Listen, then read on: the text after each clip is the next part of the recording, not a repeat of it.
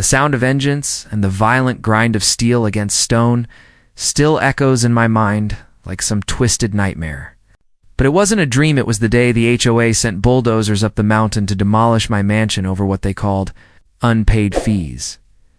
And as I stood there watching my life's work reduced to rubble, I felt something snap deep inside me, because it wasn't just a house, it was my sanctuary, my retreat, my reminder of everything I had worked for.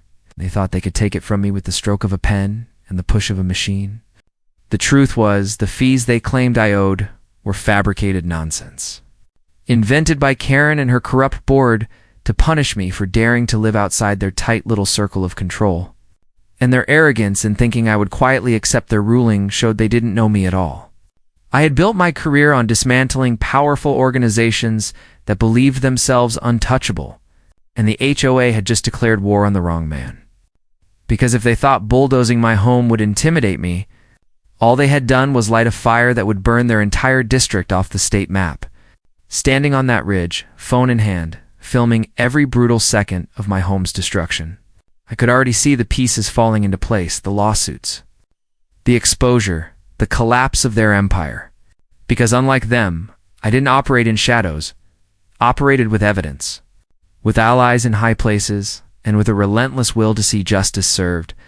Dust choked the air. The beams of my home snapped like bones. And still, I didn't flinch, because I knew this wasn't the end of my story. It was the beginning of theirs, and what they had set in motion would unravel their lives in ways they couldn't yet imagine. People often ask what drives a man to take on an entire system, to devote himself to tearing down structures that seem immovable. And the answer is always the same. Injustice fuels fury, and fury fuels action. And when that action is precise, strategic, and unrelenting, even the most entrenched corruption cannot stand. This is not just a story about a man losing his mansion.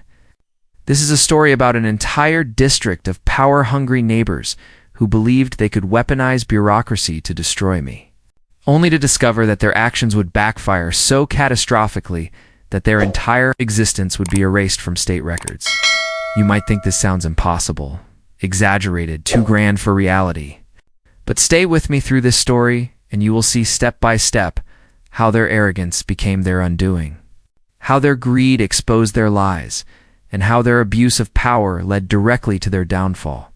This story will take you from the moment the first wall of my mansion fell to the courtroom, battles that made headlines across the state, to the day the governor himself signed the papers that officially disbanded the HOA district forever. And I promise you, every twist along the way will leave you shaking your head at the sheer stupidity of people drunk on power.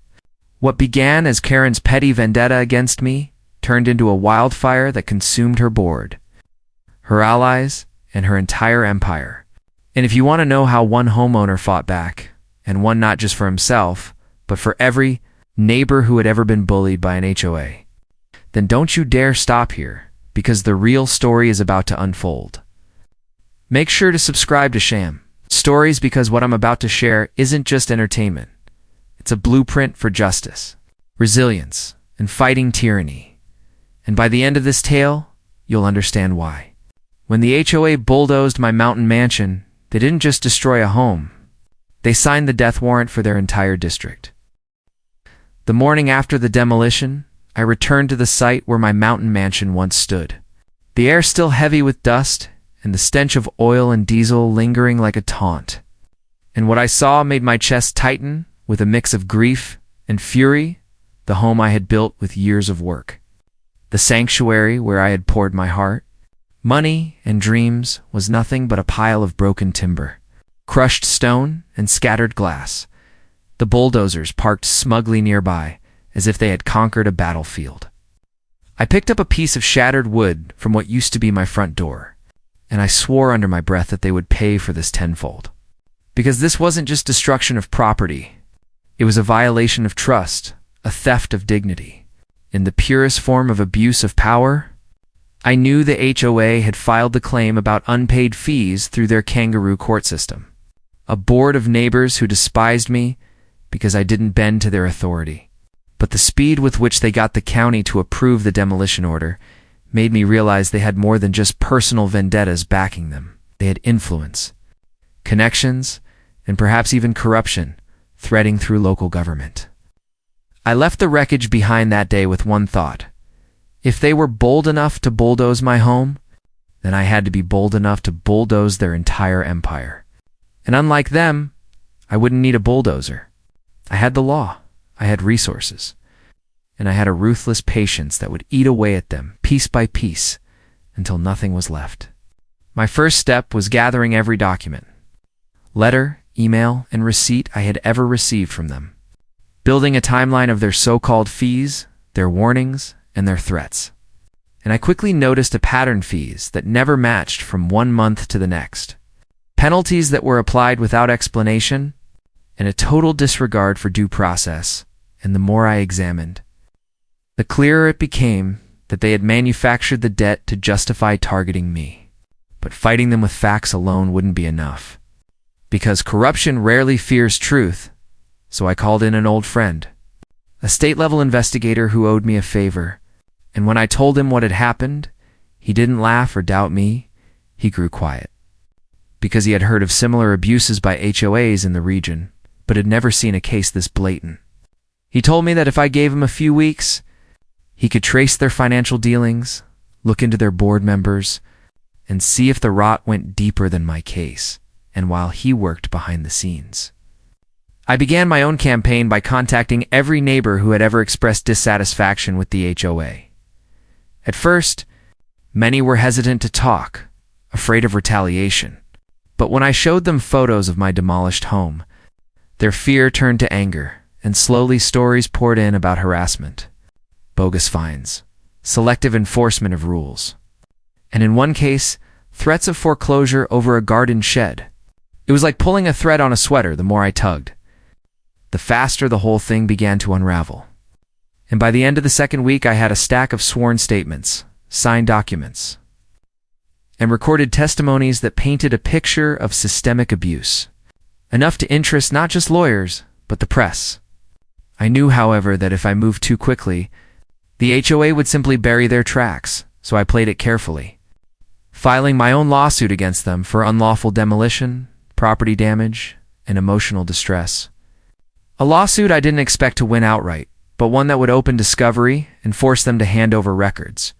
Predictably, they responded with arrogance, filing motions to dismiss, issuing press statements, painting me as a deadbeat who refused to pay fees, and even trying to rally the neighborhood against me by claiming I was destabilizing the community. But what they didn't realize was that every word they said publicly became part of the narrative I was building against them, and their hubris was the rope they would hang themselves with. In the third week, my investigator friend returned with results that blew the doors wide open: evidence of embezzlement, kickbacks, and a slush fund siphoned from HOA dues that had been funneled into personal accounts of board members, including the president herself, who happened to live in a mansion suspiciously upgraded with funds that coincided with the missing money. Suddenly, this wasn't just my battle. It was a statewide scandal waiting to explode, and I knew exactly how to use it. I contacted a trusted journalist from a major outlet, gave him enough evidence to pique his interest without giving away my full hand, and within days, a story hit the airwaves about the HOA that bulldozed a millionaire's mansion over $1,200 in unpaid fees, and the headline alone sent shockwaves across the state. The board scrambled, holding emergency meetings, issuing statements, and trying to paint themselves as victims of misinformation. But the media smelled blood, and so did the state attorney general's office, which announced an inquiry into HOA abuses. I watched it all unfold from the sidelines, careful not to overexpose myself, because I wanted them to keep underestimating me until the final blow. And when I drove past their district office late one night, the parking lot full of reporters' vans and flashing cameras, I smiled to myself, knowing the storm had only just begun. Once the initial media piece hit and the Attorney General's office opened an inquiry, the small-town whispers turned into a roar, and the HOA board, that had thought itself untouchable, suddenly found every corner of its operation illuminated under harsh light, which is exactly what I had planned when I fed the journalist just enough to make the story sing without burning the investigation's long fuse. Reporters arrived like vultures. Subpoenas began circulating, and residents who had lived under the board's thumb for years started showing up at town meetings with sworn affidavits in hand, their faces hard with the same mixture of betrayal and brittle hope I'd seen in my neighbors when I first showed them the photos of my raised home. And as the evidence piled up, bank statements showing transfers to private accounts, invoices for work that never happened, signatures forged on contracts, the county clerk's office froze the HOA's accounts pending review, while the AG's white-collar team quietly prepared criminal referrals for embezzlement and fraud. The board panicked and launched their own PR campaign, of course lawyers hired. Emergency letters sent claiming procedural technicalities and blaming me for malicious prosecution, but their defensive noise only made them look guiltier, because it's much harder to sound innocent when your accounts are frozen and your contractors' wife is on the record saying she was paid off too. Make the books look better, I'd already expected. They would throw everything at me legally. I'd budgeted for countersuits, for smear pieces, for their attempt to paint me as the aggressor. That is why I had assembled a legal team that included not just civil litigation experts, but municipal law specialists and a former county counsel who knew the exact weak seams of special district law. We began combing through the HOA's incorporation documents, special assessment ordinances, and the county's own minutes for the years where the district had allegedly been properly formed. And within a week we found procedural failures so glaring, I laughed out loud when I read them. Notices not properly posted, required hearings not held, ballots improperly collected, and assessments levied without the statutorily required 2/3 vote. In other words, their entire special assessment district, the legal scaffolding that allowed them to collect fees and enforce draconian penalties had been built on sand. With those procedural errors in hand, my municipal team filed a motion in county court to invalidate the district's most recent assessments and to enjoin their enforcement, while simultaneously delivering a meticulously sourced complaint to the state election board alleging that the board's elections had been conducted in violation of state regulations. Publicly, I remained quiet, letting the legal filings speak in a language the press couldn't ignore. This afternoon, plaintiffs filed for declaratory relief, seeking invalidation of assessments levied by name. HOA, Special District, due to procedural defects, improper notice, and conflicts of interest. The press quotes were blunt. And soon, the county judge, who was no fool and had once chaired a Commission on Municipal Integrity, set an expedited hearing. Unwilling to let the matter drag on while residents suffered, the hearing was theater. My attorneys methodically walked through timeline after timeline, canceled checks, and internal emails where the president of the HOA had bragged about running the books like our private ATM. The other side produced a parade of attorneys and a well-rehearsed script about due process and community necessity. But when the deputy clerk testified that she'd never seen the required notice posted in the official newspaper and that ballots had been collected in a cardboard box at a holiday party, the body language in the courtroom changed, the judge's pen slowed, and a palpable shift toward remedying the legal defects began. I had anticipated relief in the form of injunctions and invalidations, yet I also had a political playbook ready. If the judge voided the assessments, the district would be financially crippled. If the Attorney General's office secured criminal referrals, the board members would be personally liable and likely replaced. And if the county board followed through, they could vote to dissolve the special assessment district entirely or reconstitute governance under state-sanctioned community structures. I'd spent a decade building relationships with county supervisors, city council members, and state legislators, people who respected due process and hated corruption, and they were quietly receiving my evidence and watching as the courtroom record filled with damning facts. Within 2 weeks, the county issued an emergency order suspending the HOA's ability to collect new assessments or enforce liens until a full audit could be conducted, and the local bank placed a hold on the HOA account at the county's request. The dominoes were falling. Meanwhile, the AG announced a formal investigation into potential criminal conduct. The announcement was both surgical and public enough to make headlines, and the HOA's phone lines lit up with angry members, many of whom were only now realizing how much their dues had been misapplied. That was when the real breakdown occurred. Internal fractures in the board turned into a full-scale collapse, as members who had once cheered for the president's fiat now sought to distance themselves. One by one, the high-ranking officers resigned under the guise of health reasons or personal obligations, only to be whispered about in the grocery line and church hall as people who had helped themselves to what wasn't theirs. With resignations came the unspooling of relationships. Contractors who had once benefited from sweetheart deals started cooperating with investigators in exchange for immunity, and even the landscaper who'd installed the president's marble fountain admitted in a sworn statement that his invoice had been padded and partially funneled back to the board's private account. The public humiliation was total. But legal victories alone would not erase the district from state maps. That required administrative machinery and political will.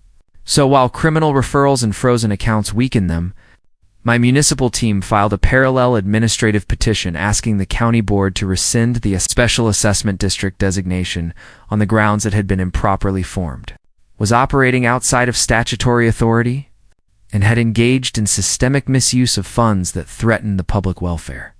The petition cited state statutes that permitted a county to dissolve a special district if it refused to comply with governance requirements or if it became fiscally insolvent.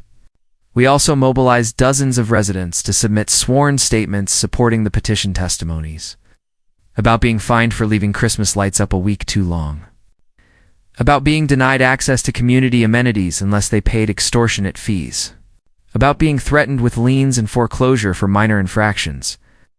Human stories that made dry statutes feel urgent and human. At a specially convened county session, with cameras and press rows full, my team presented a concise, undeniable case. The district's charter was voidable, its elections contaminated, its finances compromised, and its continuance posed real risk to taxpayers. The county board didn't take this lightly. Dissolving a district is a politically fraught move, but the political risk of doing nothing while embezzlement charges and frozen accounts hung over the community was greater.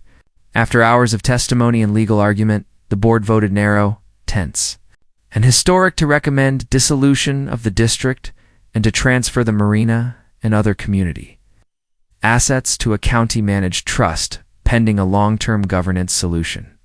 The vote triggered statutory mechanisms, notices to creditors, mandatory ballots, and a formal period for appeals.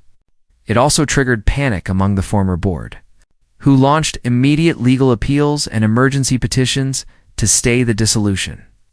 But their filings were clumsy, and with each base defense exposed in court, their credibility evaporated further. While the legal machinery ground through appeals, I pursued parallel administrative remedies aimed at erasing the district's official existence on paper. Petitions to the State Department that maintains municipal and special district records to revoke the OAS registration due to fraud. Requests for the publication of notices in the official state gazette, and a well-timed meeting with a sympathetic state legislator who introduced a tidy procedural change to close the loopholes the HOA had exploited when it was originally formed. That legislator's office quietly shepherded the necessary language, and before long, a statutory finding that allowed dissolution under the circumstances was codified into an emergency rule technical.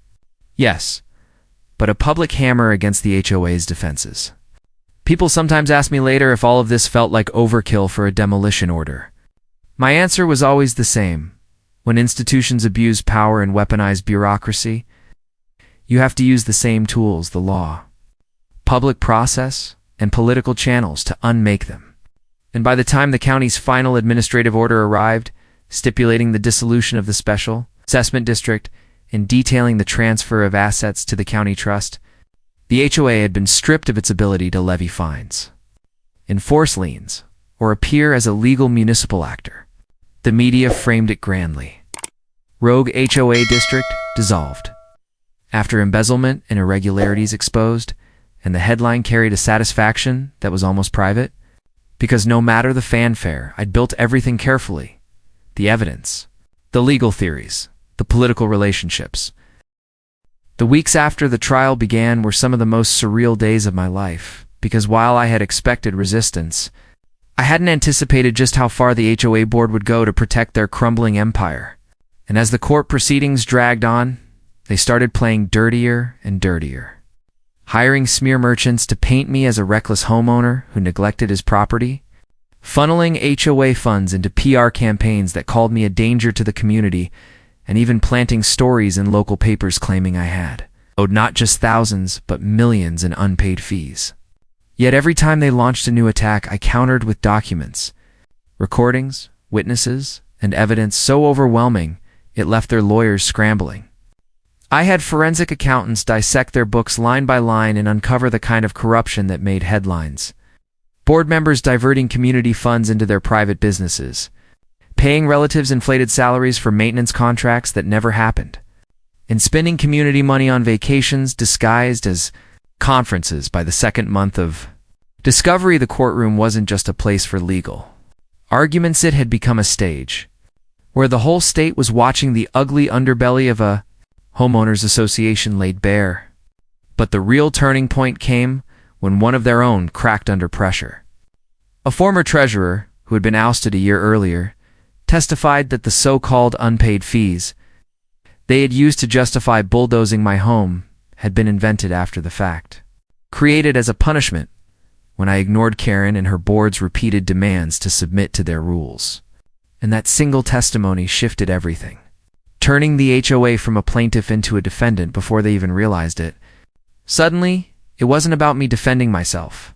It was about them explaining why they had falsified documents, violated property rights, and abused state enforcement powers to destroy a private residence. And when the judge ordered the jury to consider not only restitution for me, but also punitive damages, I knew the tide had fully turned. The irony was that while they had destroyed my mansion in an attempt to prove their authority, that very act had become the weapon that dismantled them. Because every expert who testified, from real estate appraisers to environmental engineers, showed just how unlawful, reckless, and damaging their actions had been. Outside the courthouse, reporters hounded them daily. Protesters gathered with signs calling for HOA reform now, and neighbors who once feared Karen's wrath began openly speaking about years of harassment, intimidation, and extortion. Inside, their lawyers tried stalling tactics, filing motion after motion to delay proceedings, but each was shot down. And by the end of the 6th week, the jury had seen enough to start asking why the HOA district itself even existed. I sat in the courtroom watching Karen's face transform from smug superiority to pale panic, her carefully constructed persona of control crumbling every time another witness contradicted her. And in those moments I realized I wasn't just winning for myself, was carving a path for every homeowner who had ever been bullied, fined, or threatened by a corrupt HOA. The climax came when the state's attorney general, who had been monitoring the trial, announced that based on the evidence being presented, his office would be launching a formal investigation into the entire HOA district, its finances, and its legitimacy under state law. And the gasps in the courtroom were louder than anything else I had heard throughout the proceedings. Karen tried to speak to reporters that day, claiming it was all a witch hunt orchestrated by me, but her words were drowned out by chants of justice from the crowd outside, and by then, it was clear the board's days were numbered. My attorneys advised me to stay calm, to let the process unfold, but I couldn't help the fire in my chest every time I remembered the sight of bulldozers tearing into the beams of my home. And I knew that while the trial was exposing them, the true reckoning had yet to arrive. Each night, I drove past the ruins of my mansion, the skeletal remains still smoldering in memory, and promised myself that when this was over, the HOA wouldn't just lose a case, they would lose everything: their charter, their finances, their power, and their very name. The 6th segment of this battle wasn't about the final strike. It was about the slow, deliberate suffocation of their lies, the steady erosion of their authority, and by the time the jury prepared for its final deliberations, everyone in that courtroom knew what was coming. The HOA had destroyed a house, but I was about to destroy an empire. With the district formally dissolved on paper and the HOA's authority stripped, one might think the battle was finished, but in truth, this was only the midpoint. Because tearing down a corrupt system was one thing, ensuring it could never be resurrected was another.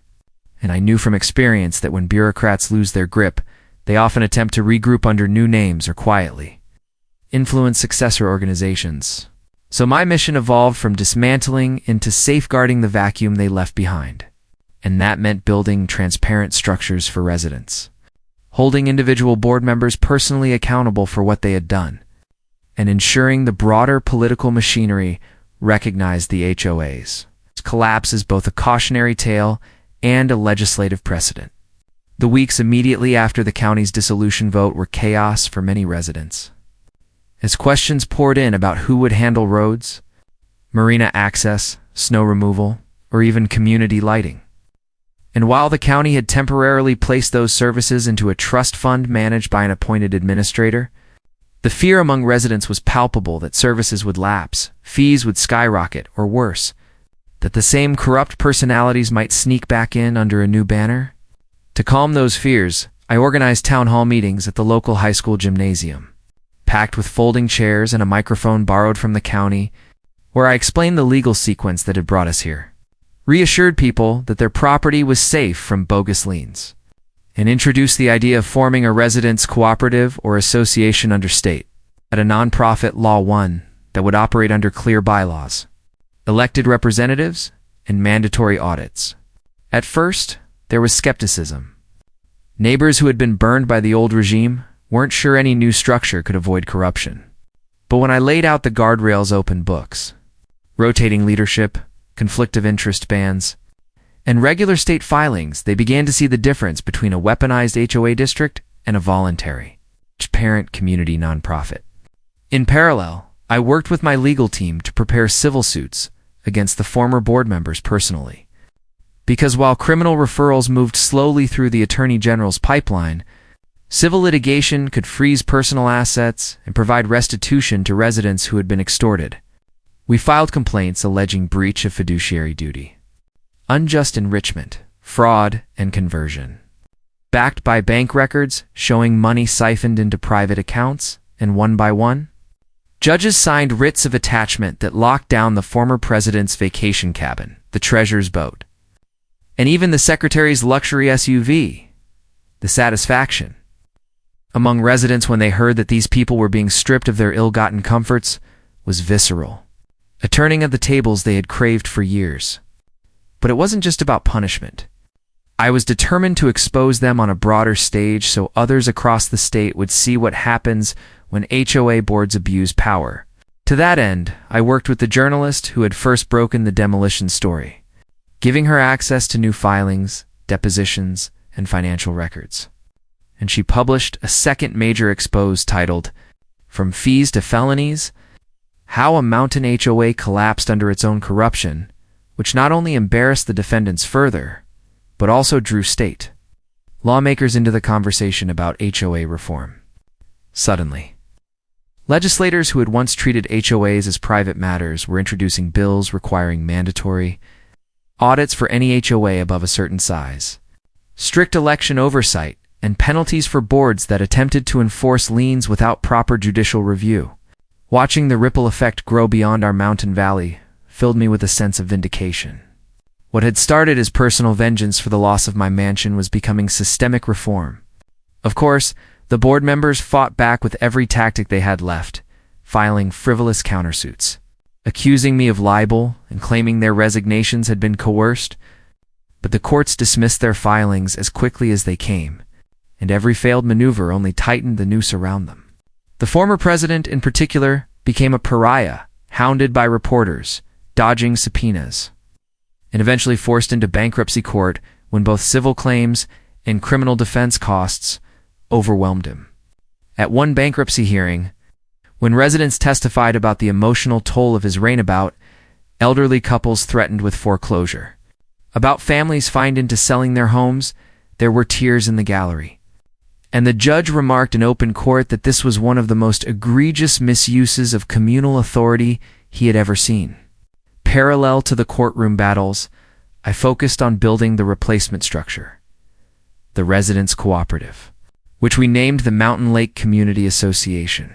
Not an HOA with enforcement powers, but a voluntary nonprofit whose mission was maintaining common assets transparently. At the inaugural election, held in the same gym where we had gathered weeks earlier, hundreds of ballots were cast openly, the counting live-streamed on social media. And the winners: a retired teacher, a local contractor, a young mother, and 2 longtime residents stood before the crowd, not as overlords but as volunteers ready to serve. Their first act was to approve a modest budget funded by voluntary dues, then to hire an independent auditor to review every expenditure. Transparency became the heartbeat of the new association. People who had once feared opening their mailboxes now proudly wore pins that said "We the Residents," as if reclaiming dignity itself. Yet even as we built this new order, I wasn't finished wiping away the remnants of the old one, because the district's legal corpse still lingered in state archives, its code number still technically assigned. And until that designation was fully erased, there was always the risk that someone might argue for revival. So with my municipal law team, I drafted a petition to the state's Department of Local Affairs, requesting a full administrative termination of the district's charter, citing the county dissolution, court findings, and resident testimony. We accompanied it with over 500 resident signatures demanding closure, and we delivered it in person to the state capitol, where cameras captured us walking the marble steps with boxes of evidence. The optics mattered. This was not just paperwork. It was the symbolic burial of the corrupt entity that had bulldozed my home. Weeks later, the department issued a formal order striking the district from the state registry, publishing notice in the official gazette that the Mountain Lake Special Assessment District is hereby dissolved, effective immediately. That sentence, dry and bureaucratic as it was, felt like an epitaph carved in stone, a confirmation that the district no longer existed, even in law. Residents celebrated with fireworks by the marina, cheering as though independence had been declared, and in a way, it had been. As the summer turned to fall, my life began to stabilize again. Contractors started rebuilding on the ashes of my mansion, this time with county permits and neighborly support, while the marina operated under county trusteeship until the cooperative assumed management. Yet I remained vigilant, knowing that justice was not only about institutional dissolution, but also about ensuring the former tyrants never regained footing. So I pressed on with criminal accountability. The Attorney General's office finally announced indictments: wire fraud, embezzlement, forgery, and racketeering charges against the former president, treasurer, and secretary. Watching them walk into court in handcuffs was surreal. These were the same people who had once summoned sheriffs to enforce bogus liens, who had ordered bulldozers to level my home, and now they were the ones standing before a judge, stripped of their arrogance, their power reduced to pleas for leniency. Residents packed the courtroom again, silent but electric, as prosecutors read counts aloud. For me, this was more than spectacle. It was closure, proof that when you fight corruption strategically with evidence, persistence, and community unity, you can bring even the most arrogant bullies to their knees. But I wasn't done yet, because alongside their criminal trials, I had a plan to seek legislative reform that would make our case the last of its kind. A blueprint for dismantling abusive ACOs statewide. The criminal trials became the heartbeat of the community, a theater of justice where the same people who had once wielded unchecked authority over us were finally stripped of their power and paraded in front of the law they had so casually ignored. And as each hearing unfolded, the layers of their corruption were peeled back for all to see, shocking even those of us who had suspected the worst. Because while we knew about the bogus fees and the missing funds, the prosecutors revealed forged contracts with construction companies, shell corporations that funneled kickbacks, and even falsified tax documents that suggested the former HOA board had been pocketing money for years, not just from residents, but from state grant programs intended for infrastructure improvements. The courtroom was packed day after day, reporters filling the benches, neighbors leaning forward in anticipation, and I made sure to sit in the front row where the board members could see me. A reminder that the man they thought they had broken by demolishing his mansion was the same man who had dismantled their empire piece by piece. The former president tried to plead ignorance, claiming he had delegated financial matters to the treasurer. But prosecutors played audio recordings from board meetings where he personally approved illicit transfers.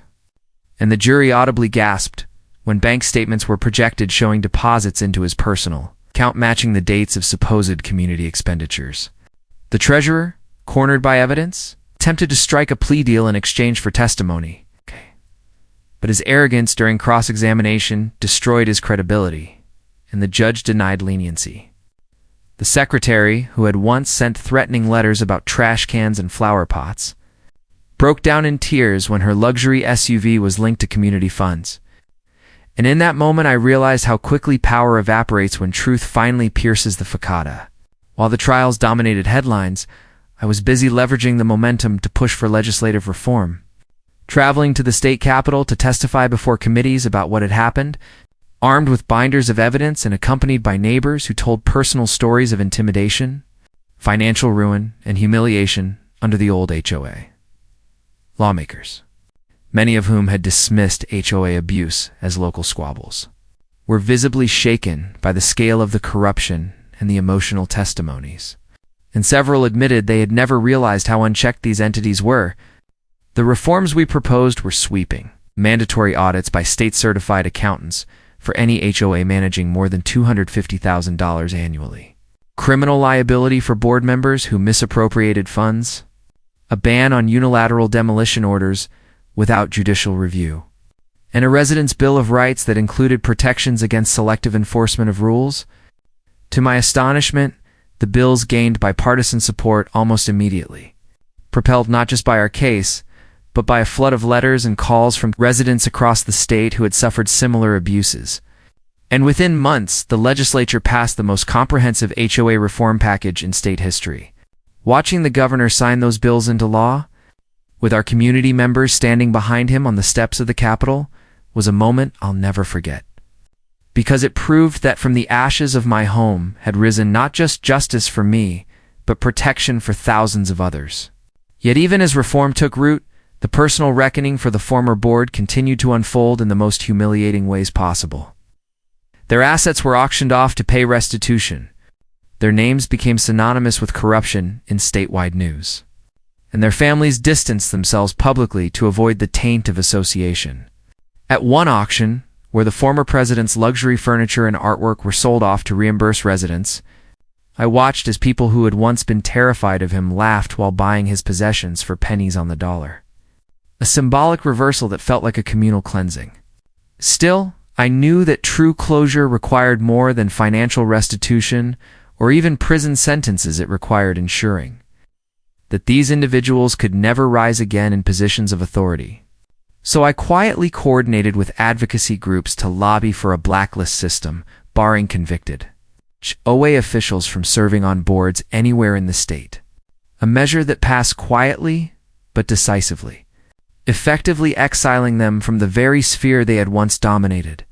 The mansion I was rebuilding on the mountain grew steadily during this time, walls rising again where rubble had once been, and neighbors often stopped by to offer help or simply to marvel at the progress, telling me how much hope they drew from seeing the house reborn as a symbol that we had not been defeated but had prevailed. Some suggested I should run for public office, given the leadership role I had assumed in dismantling the HOA and pushing for reform. But I declined, explaining that my mission was never about ambition, but about justice. About proving that no one is too small to fight back when the system turns predatory. Even so, I continued to speak at conferences, community meetings, and even on national television, where I recounted how an HOA's decision to bulldoze my mansion over a fabricated $1,200 fee had triggered their total destruction and inspired statewide change. And the story resonated so deeply that other states began calling for similar reforms, citing our case as a precedent. The irony was not lost on me that the very people who had sought to isolate and humiliate me had instead elevated my voice to a national platform, transforming their abuse into my influence, their corruption into my credibility. And while the trials dragged on with appeals and motions and endless legal wrangling, the core truth never changed. They had overplayed their hand, underestimated their target.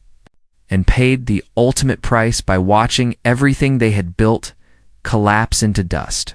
For me, the satisfaction wasn't just in seeing them punished, but in knowing that I had turned the most devastating moment of my life, the destruction of my home, into a catalyst for reform that would protect countless others from suffering the same fate. And that knowledge kept me steady as the final verdicts loomed, promising to seal the board's fate once and for all. The day of sentencing arrived like a long-awaited storm, heavy with anticipation. And as I walked into the courthouse, where the fate of the former HOA board would finally be sealed, I felt the weight of everything that had transpired since that morning when bulldozers leveled my mountain mansion over a fabricated debt. And I knew this was more than just the end of a legal battle. It was the closing of a chapter in which arrogance and corruption had been dragged into the light and crushed beneath the very law they once mocked. The courtroom was packed, residents shoulder to shoulder, cameras flashing as the disgraced former president, treasurer, and secretary shuffled in wearing suits that no longer carried the aura of authority, but rather the stench of desperation. Their eyes sunken, their movements slow, stripped of confidence. And as the judge entered and silence fell, I sat with my hands clasped, steady, knowing that whatever came next, we had already won. Prosecutors spoke first, detailing the years of extortion, the sham fees, the selective enforcement, the threats of foreclosure, the outright embezzlement, and finally, the reckless destruction of my home. A demolition ordered not to serve the community, but to intimidate and dominate. And when they finished, the defense tried half-heartedly to paint their clients as misguided rather than malicious, pleading for mercy, citing family obligations, health problems, and even community service as mitigating factors. But the judge was unmoved, his voice sharp as he reminded everyone that positions of trust come with higher obligations, not excuses. When he read the sentences, N years for the president, 7 for the treasurer, 5 for the secretary of the room, erupted in murmurs. Some neighbors gasping, others nodding in satisfaction, and I felt a wave of release wash over me. Not triumph, not gloating, but a deep, quiet justice that had finally been delivered. Yet even as they were led away in handcuffs, I knew their prison terms were only part of the reckoning, because they would emerge one day to find their reputations obliterated, their fortunes gone, their names forever synonymous with corruption, while our community stood stronger, freer, and more united than ever. Outside the courthouse, reporters swarmed, asking me if I felt vindicated, if I regretted not settling quietly, if I ever wished I had just paid the bogus fees to avoid the chaos. And I answered truthfully if I had surrendered to their extortion. They would have kept preying on us all, and the only way to stop a bully is to stand taller, fight harder, and refuse to bow, no matter the cost. That night, I returned to my mountain property where construction crews had nearly completed my rebuilt mansion. The walls gleaming in the twilight, the sound of hammers and saws replaced by the soft wind rolling through the pines. And I stood there in silence, remembering the pile of rubble it had once been, and marveling at how destruction had given birth to something even greater. When neighbors arrived with food, drinks, and fireworks to celebrate the end of the ordeal, it wasn't just about me. It was about all of us reclaiming what had been stolen, our dignity, our freedom, and our right to live without fear of petty tyrants cloaked in HOA titles. We laughed, we cheered, and when the first firework lit up the night sky, I felt that closure had finally arrived, not in the roar of vengeance, but in the quiet triumph of rebuilding and reform. Over the following weeks, the story spread even further, carried on national news, picked up by advocacy groups, studied by lawmakers in other states, and slowly, what had begun as one man's personal fight became a nationwide example of what happens when citizens refuse to bow to corruption. I was invited to speak at conferences, to advise on policy, to tell my story to audiences that had never even heard of HOA abuse. And each time I stepped on stage, I carried with me the memory of standing on that ridge, watching bulldozers tear my life apart. And I used that memory as fuel to remind others that they too could rise from devastation, that resilience and strategy could topple even the most entrenched powers. Yet, for all the national attention, My heart remained rooted in the mountain community that had rallied with me. Neighbors who had once lived in fear now living in pride. Residents who had once dreaded opening their mailboxes now participating joyfully in the transparent cooperative we had built. When I finally moved back into my rebuilt mansion, the walls adorned with photographs of the battle we had fought, I looked out over the lake and the forested ridges and felt peace return. Not because I had destroyed an HOA district, not because I had sent corrupt board members to prison, but because I had proven that no amount of power or machinery could erase the will of a man determined to fight back. This is the story of how a fabricated $1,200 fee led to the downfall of an entire district. How one act of injustice ignited a movement, and how a mansion reduced to rubble became the cornerstone of change. And if you followed me to this point, let it be a reminder that when life bulldozes your world, you don't just rebuild. You rise stronger, you rise smarter, and you make sure the world never forgets what happens when you're pushed too far. And if you want more stories of resilience, justice, and the battles ordinary people fight against extraordinary corruption, make sure you subscribe to Sham Stories, because the fight for truth doesn't end here. It only begins, and you won't want to miss what comes next.